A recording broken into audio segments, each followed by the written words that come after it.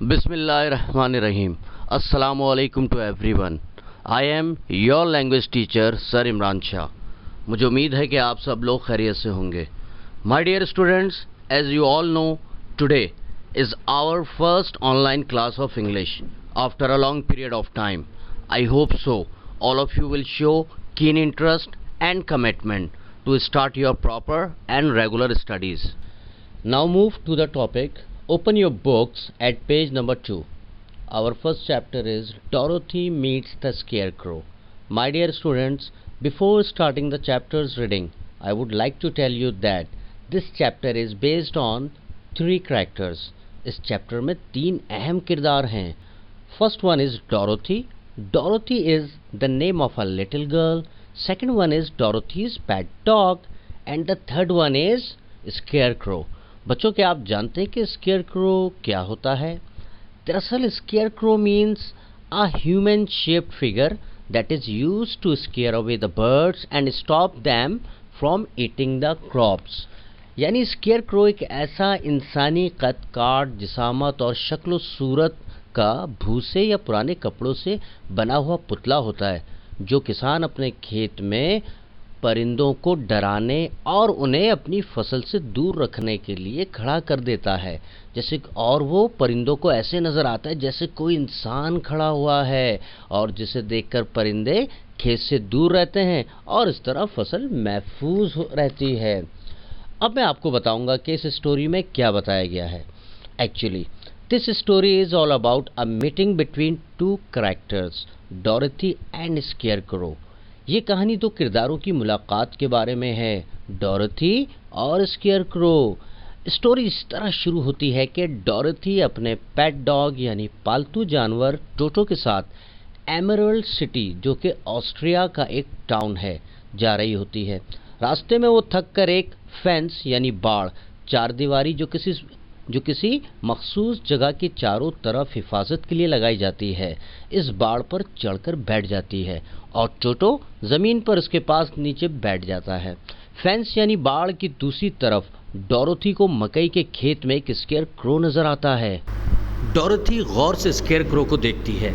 वो देखती है कि इसका सिर तिनकों से भरा हुआ एक छोटा थैला नुमा होता है और एक भरे हुए थैले पर ही रंगों की मदद से उसका चेहरा बनाया गया होता है. इसके सिर पर एक पुराना नीले रंग का हैट होता है और वो नीले रंग का सूट पहना होता है जो कि पुराने और बोसीदा कपड़ों का होता है और इसमें भी तिनके भरे होते हैं. इसके पैरों में पुराने शूज़ होते हैं और वो स्केयरक्रो एक ऊंचे पोल से बंधा होता है.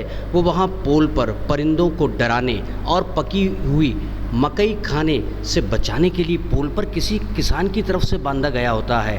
डोरेथी अभी स्केयरक्रो की हुलिये पर गौर ही कर रही होती है कि अचानक स्केयरक्रो उसकी तरफ देखकर अपनी एक आँख झपकाता है. डोरेथी ये देखकर हैरान हो जाती है कि भला तिनकों से बना हुआ स्केयरक्रो कैसे आँख झपका सकता है. पहले तो ये देखकर वो सोचती है, समझती कि शायद उसे धोखा हुआ है. अभी वो ये सोच ही रही होती है कि अचानक स्केयरक्रो दोस्ताना अंदाज में डोरेथी को देखकर अपना सिर हिलाता है. डोरेथी फेंस से उतरकर स्केयरक्रो के पास आ जाती है. जैसे ही डोरेथी स्केयरक्रो के पास पहुंचती है तो स्केयरक्रो उससे पूछता है, गुड डे. ये सुनकर डोरेथी हैरान होकर पूछती है, क्या तुमने बात की? स्केयरक्रो कहता है, हाँ यकीनन मैं बात कर सकता हूँ. तो डोरेथी उसे जवाब देती है, मैं बिल्कुल ठीक हूँ. डोरेथी इससे पूछती है कि तुम सुनाओ, तुम कैसे हो? वो कहता है कि मैं बहुत बोर हो गया हूँ, दिन रात खेत में यूं ही खड़ा रहता हूँ, परिंदों को डराकर खेत से दूर रखता हूँ. डोरेथी स्केयरक्रो से कहती है कि तुम पोल से नीचे क्यों नहीं आ जाते हो अगर तुम बोर हो रहे हो और अगर थक गए हो? तो स्केयरक्रो कहता है, मैं पोल से पीठ के बल लटका हुआ हूँ. स्केयरक्रो डोरेथी से मदद मांगता है कि प्लीज़ तुम मुझे पोल से नीचे उतारो. डोरेथी उसे बहुत आराम से पकड़कर पोल से नीचे उतार देती है क्योंकि स्केयरक्रो लकड़ी के तिनकों से बना होता है, इसलिए बहुत हल्का होता है. स्केयरक्रो डोरेथी की मदद का शुक्रिया अदा करता है और कहता है, मैं पोल से नीचे उतरकर अब काफ़ी बेहतर महसूस कर रहा हूँ. इसके बाद स्केयरक्रो डोरेथी से पूछता है कि तुम कौन हो और तुम कहाँ जा रही हो? डोरेथी उससे अपना नाम बताती है और कहती है कि वो ऑस्ट्रिया के एक टाउन एमरल्ड सिटी जा रही है. डोरोथी कहती है कि वो ग्रेट ओज से मिलने जा रही है ताकि उसे कहे कि वो मुझे वापस मेरे घर कैंसास भेज दे। बच्चों, क्या आप जानते हैं कि ग्रेट ओज कौन है?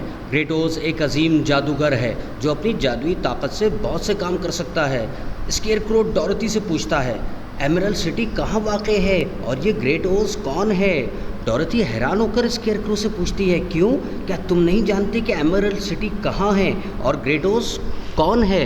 स्केयरक्रो डोरोथी से बहुत उदासी से कहता है, मैं इस बारे में नहीं जानता, क्योंकि तुम देख सकती हो मैं तो सिर्फ तिनकों से भरा हुआ और बना हुआ हूँ। मेरे पास तो बिल्कुल भी अक्ल और दिमाग नहीं है।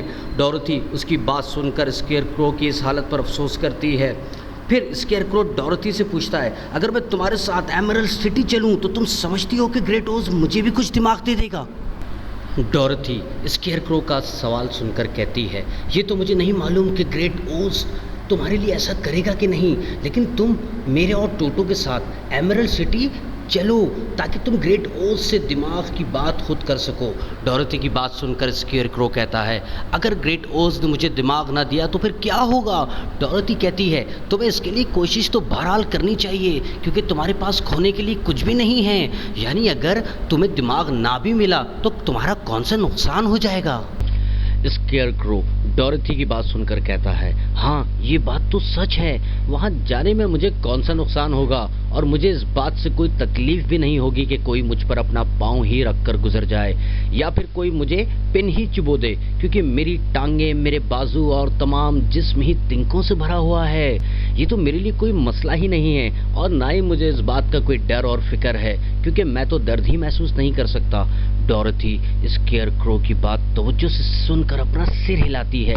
डोरोथी तो ये देखकर ही हैरान हो रही होती है कि तिनकों से भरा हुआ एक बेजान स्केयरक्रो ना सिर्फ चल रहा है बल्कि बातें भी कर रहा है।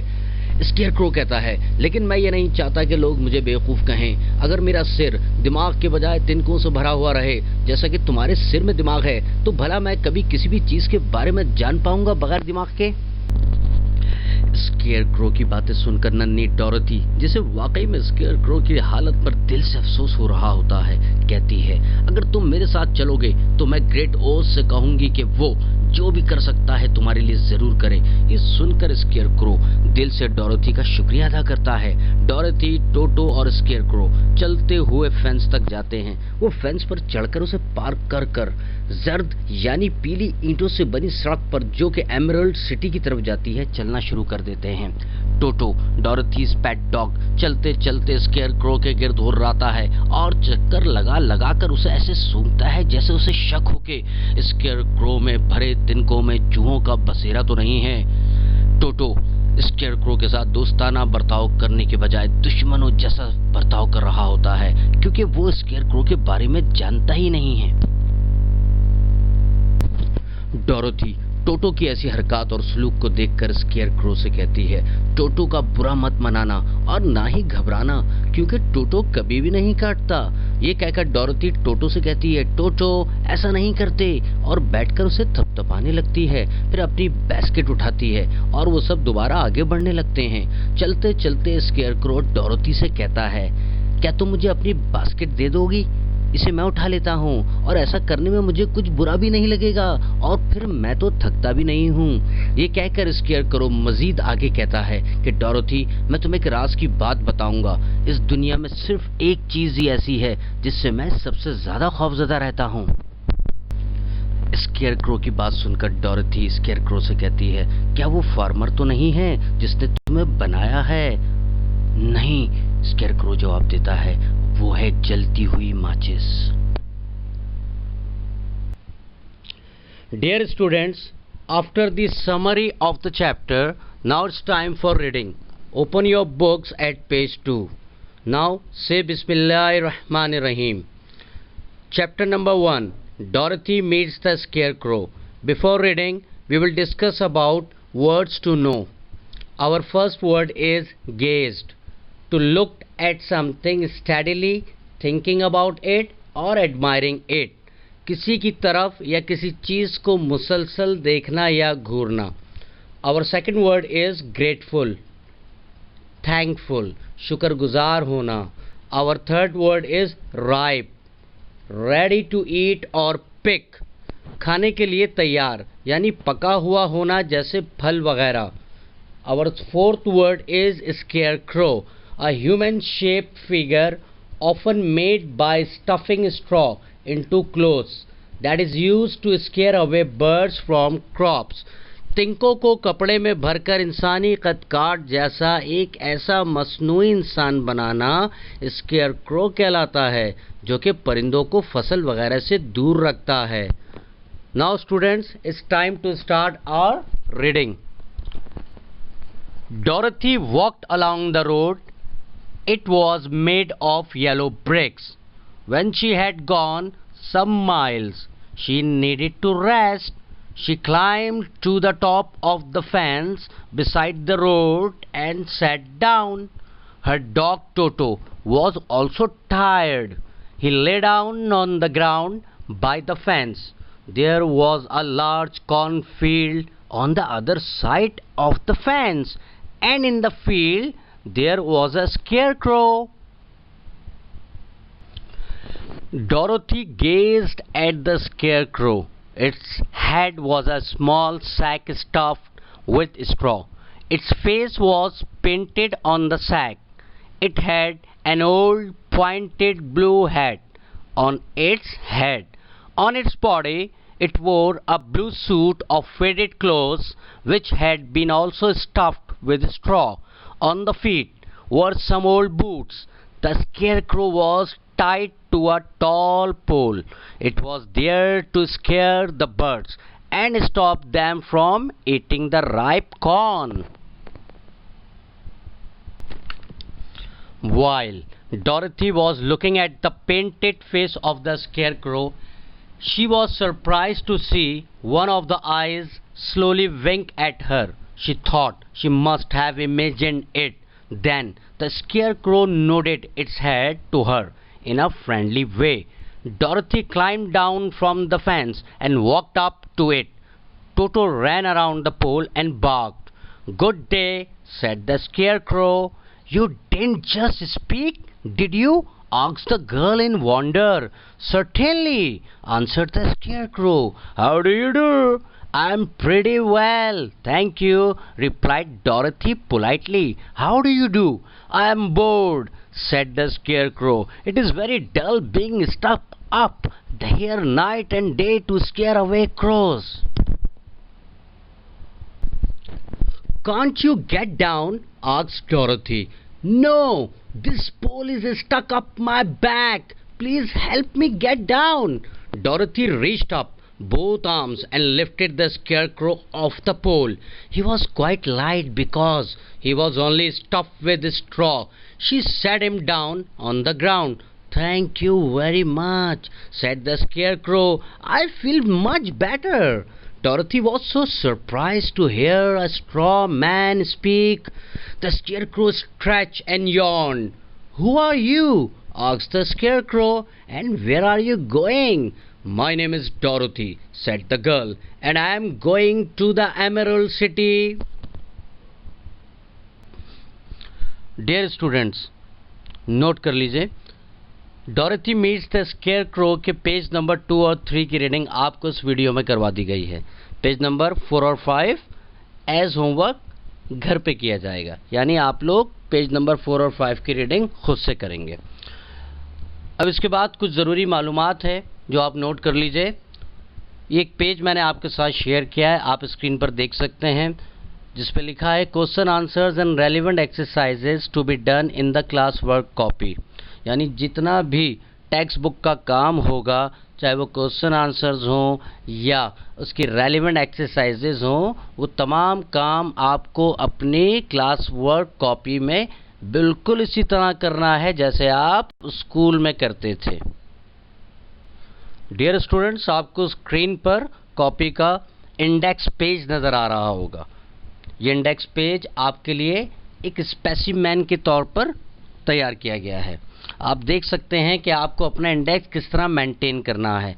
सबसे पहले सीरियल नंबर है, जिसमें आप सीरियल नंबर लिखेंगे. डेट है, डेट उसमें आप एंट्री करेंगे. डिस्क्रिप्शन के अंदर जो भी टॉपिक पढ़ाया जा रहा है या जो भी काम किया जा रहा है उसके बारे में आप लिखेंगे. और जहाँ से आपका टॉपिक शुरू होता है, जिस पेज नंबर से, वहाँ पे वो स्टार्टिंग पेज नंबर लिखेंगे और जहाँ पर आपका टॉपिक एंड होगा वहाँ एंडिंग पेज नंबर लास्ट में आप यहाँ लिख देंगे और आखिरी कॉलम टीचर साइन का है। तो याद रखिए कि आपको अपने इंडेक्स को बिल्कुल इस बताए गए तरीके के मुताबिक ही मेंटेन करना है। डियर स्टूडेंट्स, इंडेक्स के बाद आपकी कॉपी की पेजिंग शुरू हो जाएगी। आप देख सकते हैं स्क्रीन पर एक पेज नज़र आ रहा है जिस पर लिखा है mid year examination study starts 15 July 2020। याद रखिए कि ये आपकी कॉपी में बनने वाला पहला टाइटल पेज होगा और यहीं से आपकी पेजिंग स्टार्ट होगी। तो ध्यान रहे कि पहला टाइटल पेज जो आप अपनी कॉपी में बनाएंगे इंग्लिश की, वो कौन सा होगा? जी हाँ, ये ही वाला होगा जो आपको इस वक्त स्क्रीन पर नज़र आ रहा है। और आप क्या लिखेंगे उसमें? Mid year examination study starts 15 July 2020। Now we are at page 2। इस पेज पे बच्चों आप देख सकते हैं कि मिड ईयर एग्जामिनेशन सिलेबस लिखा हुआ है। तो आप सब क्या करेंगे कि आप लोग भी पेज नंबर 2 पे मिड ईयर एग्जामिनेशन सिलेबस इसी तरह बनाएंगे और लिख देंगे। और याद रहे कि जब आप ये लिखें तो आप अपने इंडेक्स में जाके मिड ईयर एग्जामिनेशन सिलेबस लिखकर, उसका पेज नंबर लिखकर, सीरियल नंबर लिखकर एंट्री ज़रूर कर दीजिएगा। Now it's time to make a title page of our first chapter Dorothy meets the scarecrow. बच्चों आप यहाँ देख सकते हैं कि we are at page 3 now. और इस पेज पर क्या बनेगा? हमारे फर्स्ट चैप्टर का टाइटल पेज बनेगा। ख्याल रखिएगा टाइटल पेज खूबसूरत, साफ़ सुथरा होना चाहिए, कलरफुल होना चाहिए। Thank you guys. Now it's time to do our question answers. क्या बच्चों आप लोग बता सकते हैं कि इस वक्त हम किस पेज नंबर पर हैं? Yes, you are absolutely right, we are at page 4। Page 4 से हमारे क्वेश्चन आंसर्स स्टार्ट हो जाएंगे। इस पेज 4 पर आपको क्वेश्चन आंसर्स लिखने हैं। तो यहाँ पर टोटल 6 क्वेश्चन आंसर्स दिए गए हैं। अब मैं नंबर वाइज तमाम क्वेश्चन आंसर्स को पढ़ूंगा और आपको इसकी मीनिंग समझाऊंगा।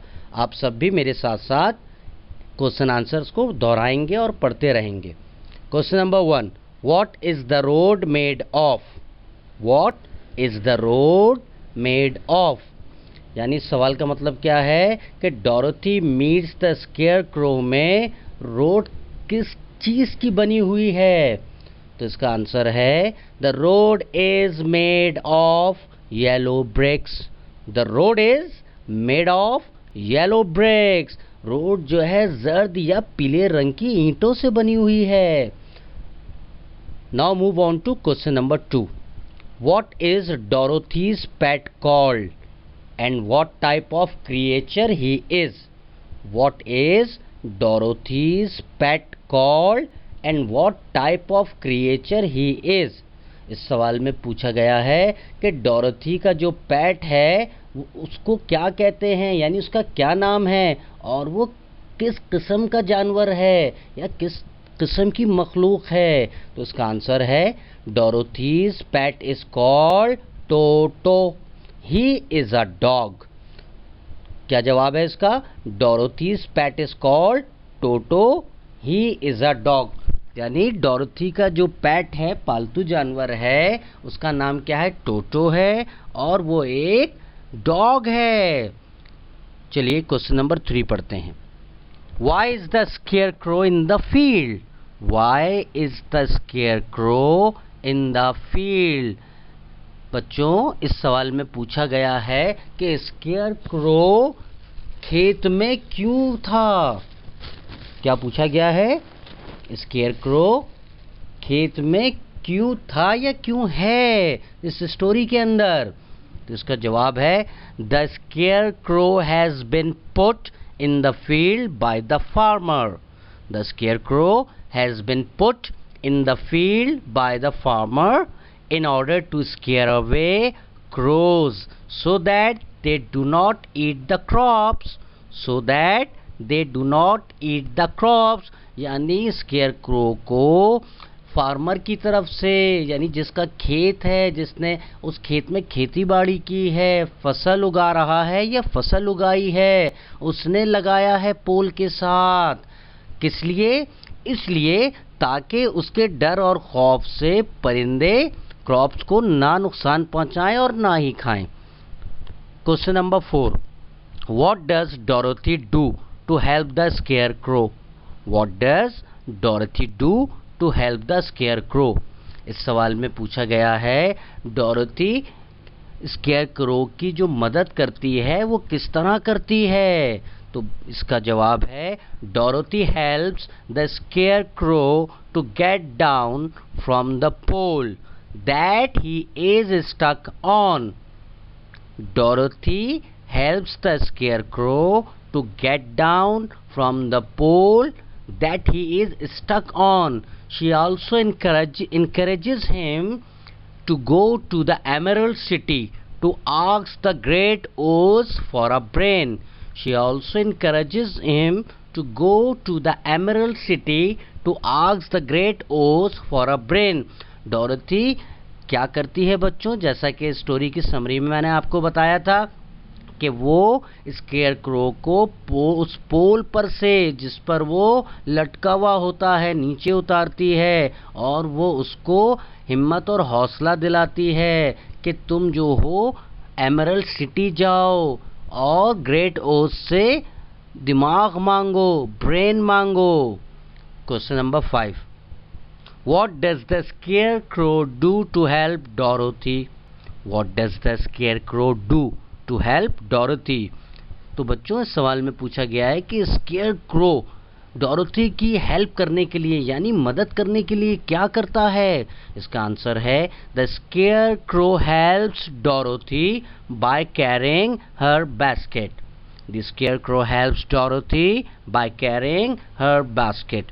स्केयर क्रो डोरोथी की मदद किस तरह करता है कि वो उसकी बास्केट को खुद उठा लेता है यानी थाम लेता है। Question number 6, what did the scarecrow want to ask the great Oz for?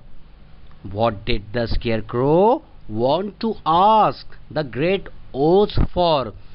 कि स्केयर क्रो ग्रेट ओज से क्या चाहता था, क्या कहना चाहता था? तो उसका आंसर क्या है? The scarecrow wanted to ask the great Oz for a brain.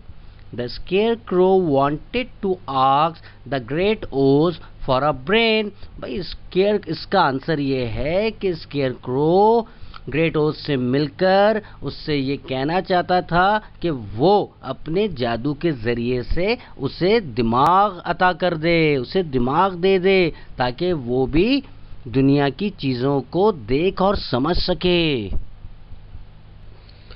Dear students, now open your text book at page 7।